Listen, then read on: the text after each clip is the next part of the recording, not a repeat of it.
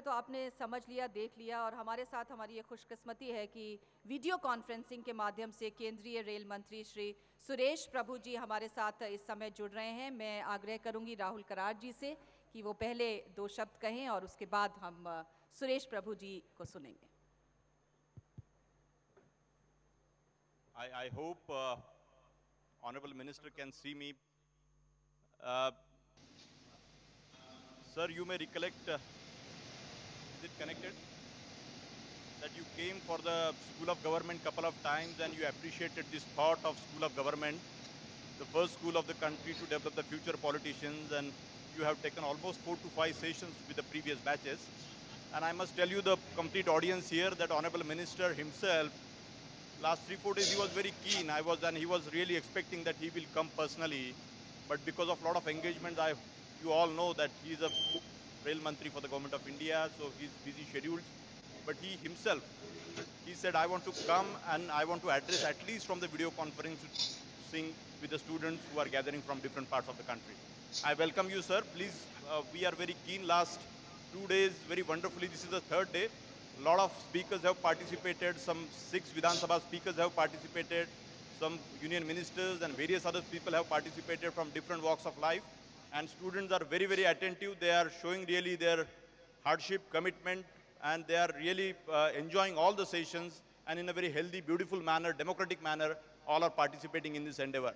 I request you, you can please go ahead and convey your message about India's future, good governance, political leadership, and strengthening of democracy. Thank you so much.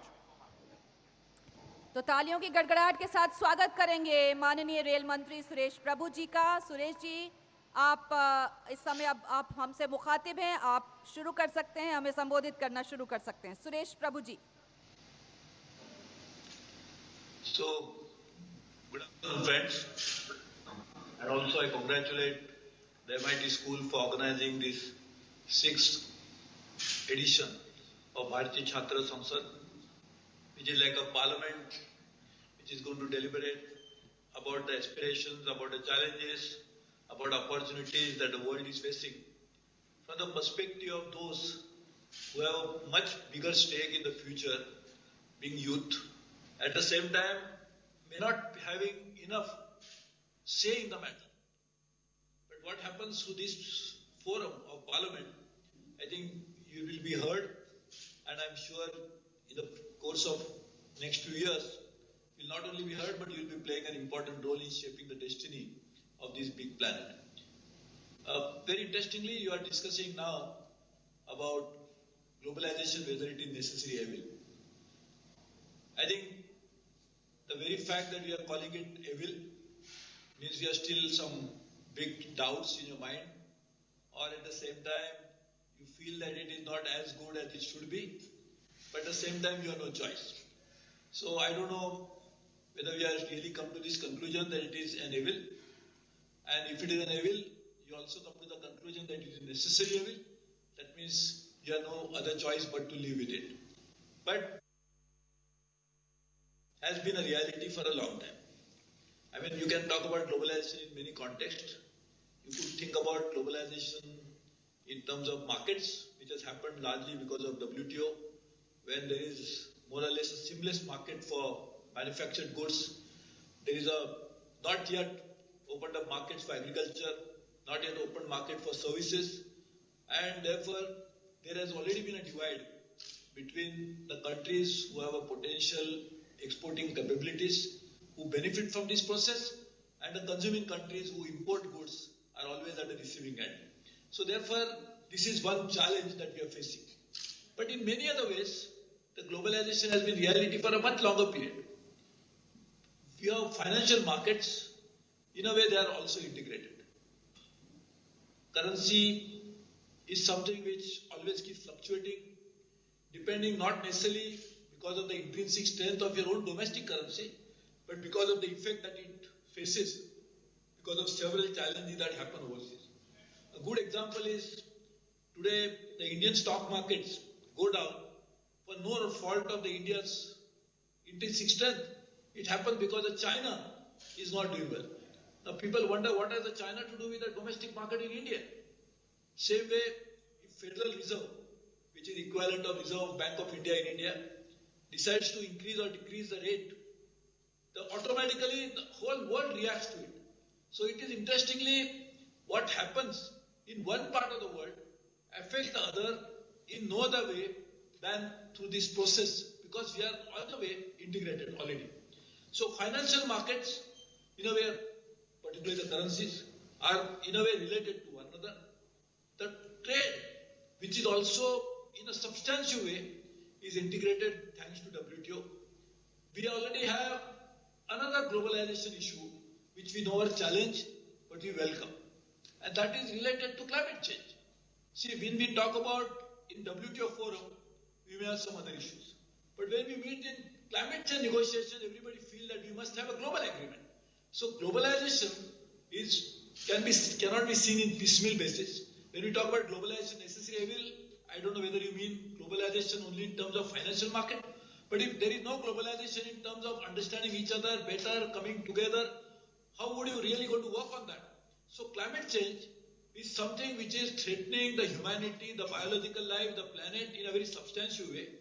And you cannot actually address this challenge of climate change unless all the countries of the world come together. And that's what happened in Paris when most of the heads of the state, heads of the government assembled there, gave a direction to the negotiators. And at the end of the day, we could have a very big Paris deal. And I must give credit. It's not that I am giving the credit. Even the French president acknowledged the role of our own Prime Minister Narendra Modi for making this happen in a very effective manner. President Obama also said because of only the leadership shown by the Prime Minister Modi that we could get a deal. But this deal is something which is an extremely important way forward to see how the world community comes together to solve the humanity's biggest challenge. And therefore, when we talk about globalization, it has many connotations.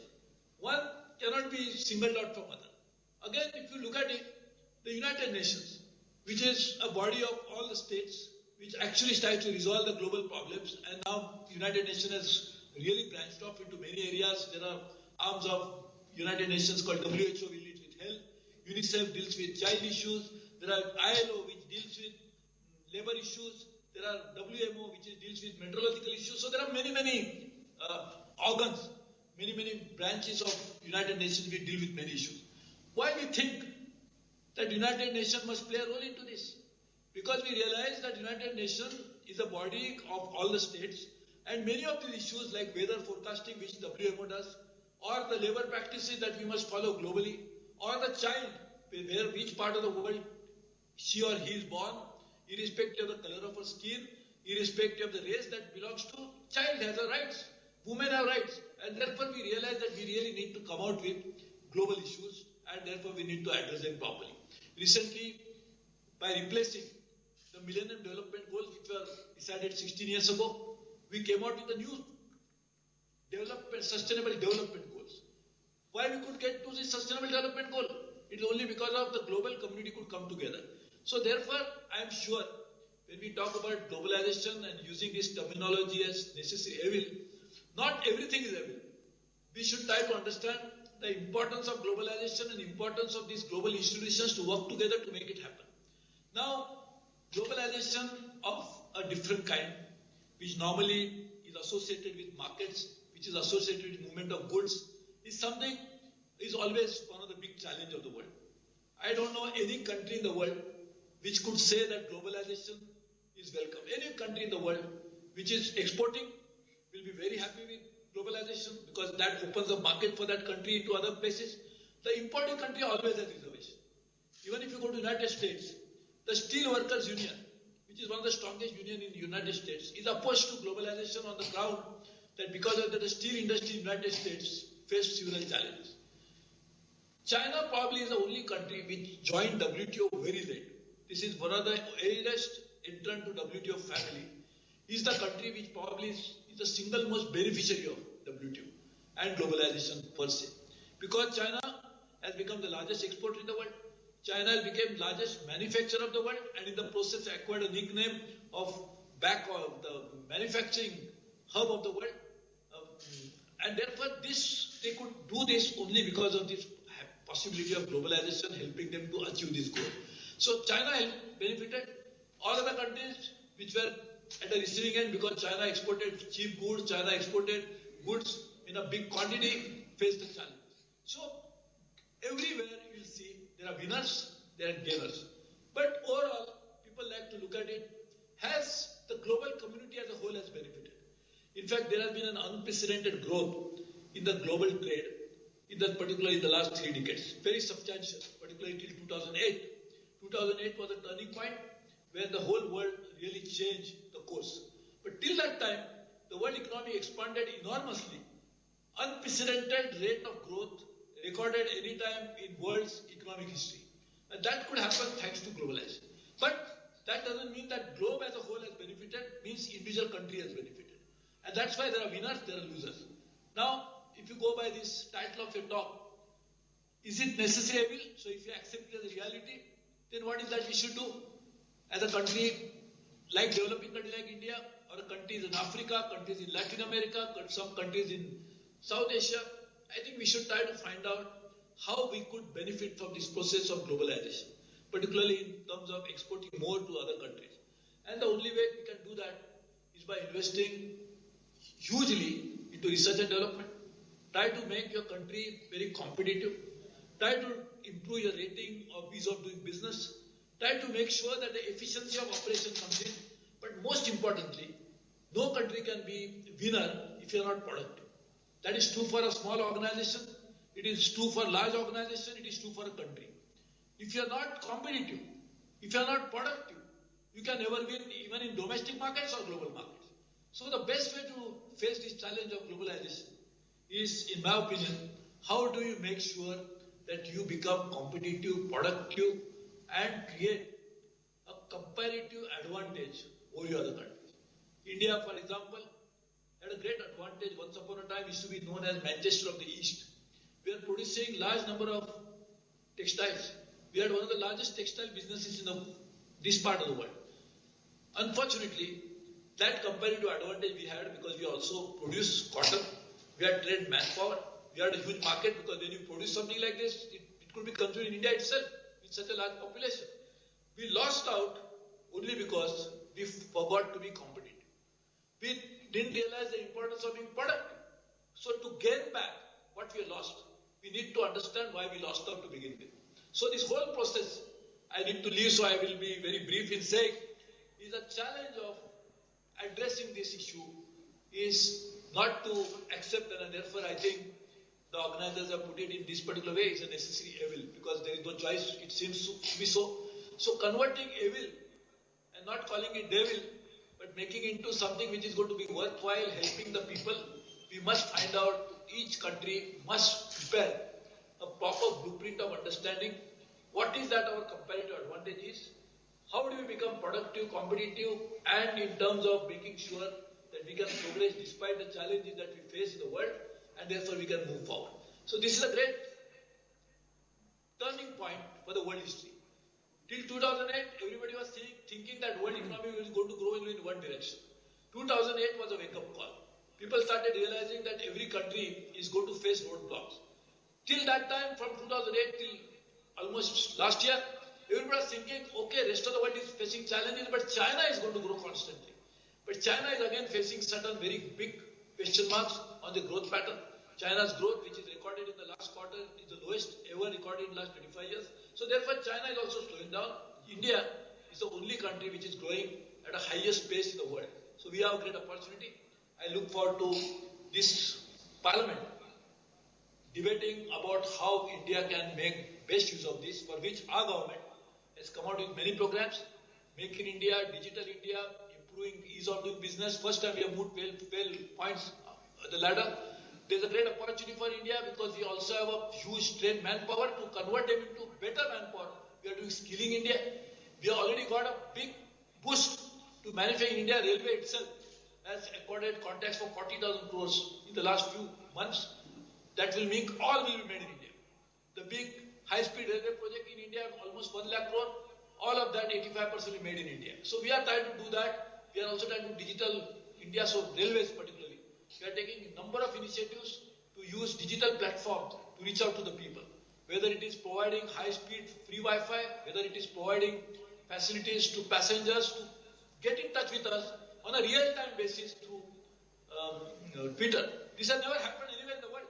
Even multinational corporation should be probably thinking how railways, which is public sector dominated, which was always alleged to be not as efficient, is trying to do something which even the multinational companies cannot do. Because we are moving on the digital platform in a very effective way. I look forward to this Parliament giving me new ideas. I need to reach for the other meeting, but I wish you all the best and looking forward to active participation of the youth into nation building process. The youth has much at stake than any other segment of the society because they are going to live on this planet much longer than others. So therefore, when you have a stakeholders, you need to take more proactive steps to exercise your right to also offer ideas. And nowadays, ideas may not be offered only in the parliament like this. You can use the social media. You can use not only your hand to do something, but something which is handheld. A small little device in your palm can change the way you think and the rest of the world can follow you. So this is a great opportunity. You can look forward to that. Globalization is a challenge. Globalization is an opportunity. Like every person facing challenge in life, those who succeed are the ones who convert that challenge into opportunity. So it is up to us as a country, it is up to us as a society, up to us as any part of the group, whether to make challenge as a roadblock or use challenge to move on and make it into opportunity. So look forward to all of you. Thank you very much. बहुत बहुत शुक्रिया सुरेश प्रभु जी, आपने वक्त निकाला और video conferencing के जरिए हमारे इतने सारे स्टूडेंट्स से यहाँ भारतीय छात्र संसद के मंच पर आप आए, अपने विचार रखे। बहुत बहुत धन्यवाद आपका सुरेश प्रभु जी।